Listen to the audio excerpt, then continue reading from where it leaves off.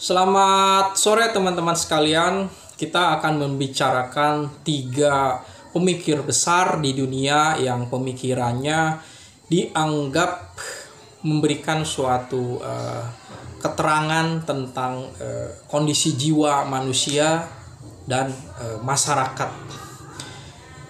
Filsuf yang besar itu adalah Marx, Nietzsche, dan seorang psikoanalisis yaitu Sigmund Freud.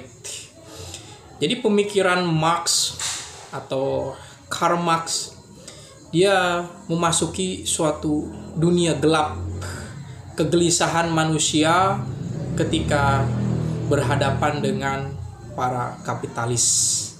Jadi kapitalis ini adalah suatu sistem, suatu kenyataan ekonomi di mana mereka yang menjadi pekerja tertindas secara tidak sadar gitu kan.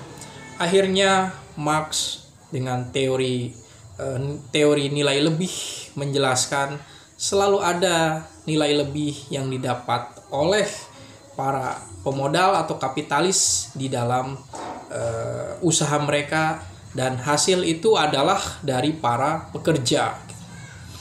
Selain itu, Marx menjelaskan bahwa hukum di dunia ini adalah mengenai pertentangan.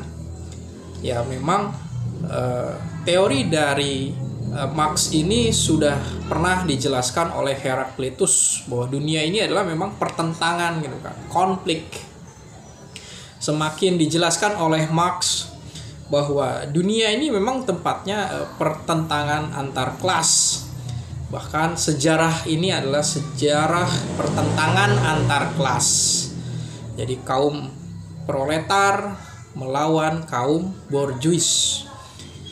Nah, sebagai kaum yang tidak menyadari bahwa dirinya disakiti atau mendapatkan suatu perlakuan yang tidak adil, kaum pekerja atau proletar harus menyadari ini, bahwa mereka bisa saja meminta persamaan, bisa minta kehidupan yang lebih baik, tetapi biasanya ketika itu para pengusaha, para pemodal tidak akan memberikan kehidupan yang lebih baik.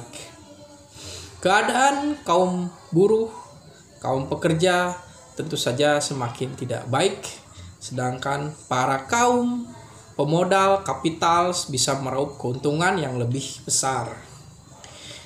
Marx menjelaskan bahwa perlu ada suatu prinsip persamaan, prinsip saling berbagi, keadilan. Ini memang sesuatu yang ideal gitu kan. Dan selama masih ada upaya untuk mengakumulasi, ada upaya untuk menguasai hajat hidup orang banyak, kesadaran kritis kiri ini akan selalu ada gitu. Akan melakukan suatu penentangan.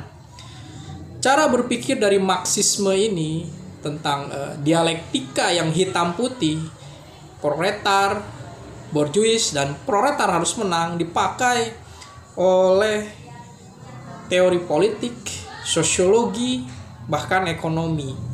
Ya, karena memang analisis Das Kapital ini berusaha untuk menciptakan, untuk merumuskan suatu gambaran atau petunjuk tentang jalan sosialisme.